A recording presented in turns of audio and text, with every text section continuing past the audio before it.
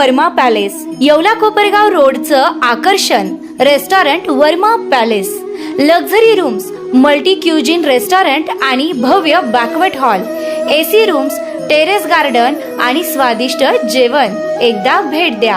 आपल्या अपेक्षापेक्षा जास्त सेवा मिळेल.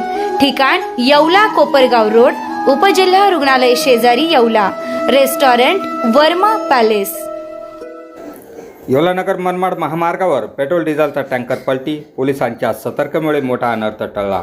नमस्कार, बुलेटिन 13 डिजिटल न्यूजमध्ये आपले स्वागत आहे. येवला नगर मनमाड महामार्गावरील गोपाळवाडी फाट्याजवळ पेट्रोल आणि डिझेलचे भरलेले टँकर एक अचानक पलटी होऊन खळबळ माजली. टँकर पलटी होतात मोठ्या प्रमाणात इंधन गळती सुरू झाली होती. मात्र महामार्ग आणि स्थानिक पोलिसांच्या तातडीने तेथे वाहतूक थांबवल्याने अनर्थ टळला.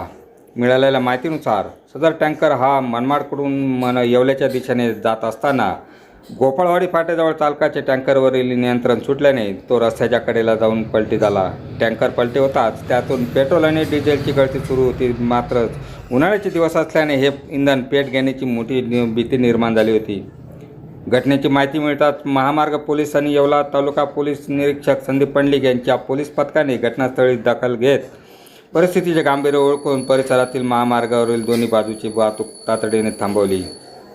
इंधन गळतीमुळे परिसरातील भीतीचे वातावरण निर्माण झाले होते. ही गळती थांबवण्यासाठी मनमाड येथून विशेष तांत्रिक पथकाचे पाचारण करण्यात आले होते. तोपर्यंत पोलिसांची परिस्थितीची सुरक्षितता जपण्यासाठी मोठी खबरदारी घेतली होती. या कारवाईत महामार्ग पोलीस शिपाई संदीप दराडे, योगेश वाय भासे, डोंगरे बोडके व स्थानिक पोलिसांनी महत्त्वाची भूमिका बजावली.